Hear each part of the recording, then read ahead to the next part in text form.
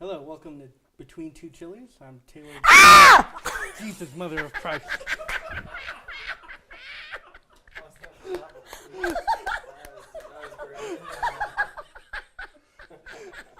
Welcome to Between Two Chilies.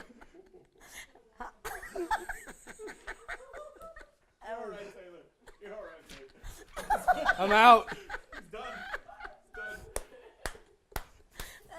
I never get tired of that one, never. I'm glad you didn't.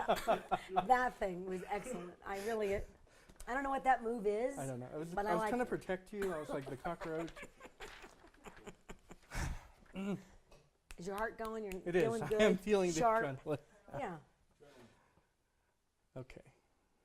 Let's get that intro again. Okay. You don't say. Okay.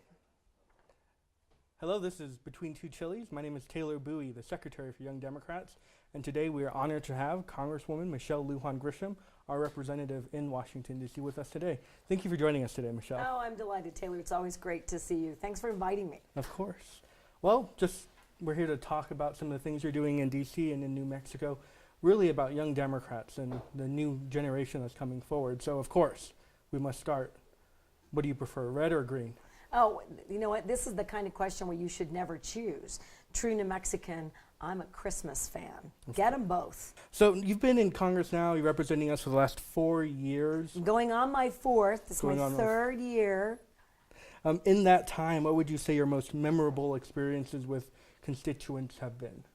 You know, I would say the two areas, there's two complete areas of work, both supporting veterans to try to not only navigate getting their disability benefits, but also make sure that we've got quality care issues addressed at this hospital and Social Security issues. And I would say that if you were to survey members of Congress, they're all going to tell you those are really mainstay constituent issues. But here's the difference here.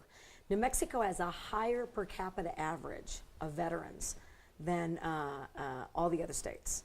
Mm-hmm. In addition, we have a higher than, right, per capita stands to reason that we have more Native Americans, more Hispanics, more African American representatives in that veterans category. And we're poor, we don't have the right kind of job opportunity, and we were one of the hospitals with the secret wait list. So one of the most challenging environments was we had a huge public forum, because it's one thing to put yourself out there, which we do, mm-hmm. and to go to the hospital, which we did, and to really make them accountable, which we are. But you need to really spend some time with the veterans and their families. And I think we did, it was like a 4-hour public meeting hearing, if you will. And there were hundreds of veterans and their families. And the issues that they identified were so severe, I have to admit, I found it shocking that we let that hospital and the Veterans Administration create such harsh liabilities, mm-hmm. and to treat these veterans and their families with such disregard and disrespect that it's the kind of life-changing moment. So I spend a lot of time, not just with my office, but personally.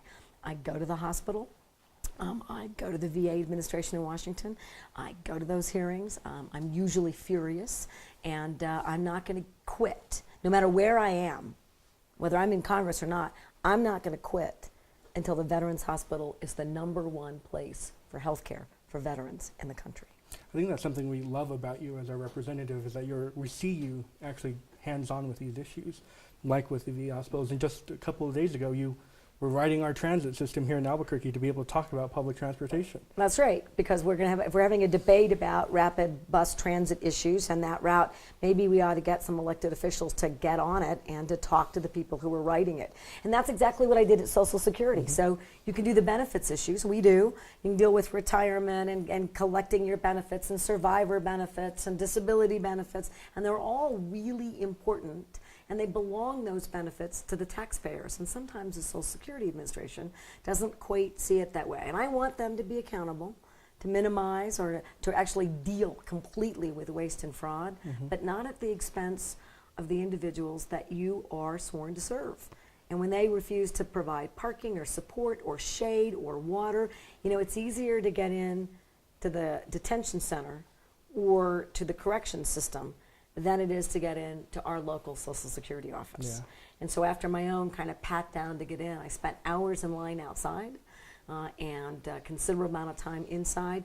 I feel good about making sure that they know that we're watching, and when they made the move, they have adequate parking. Might be a stretch. They are addressing parking, and they're building their handicap drop-off so that folks with walkers and wheelchairs don't have to navigate parking and then walking in to the Social Security building. And I think that's important work for members of Congress to No, I agree. undertake, because they affect the lives of your constituents in that instant.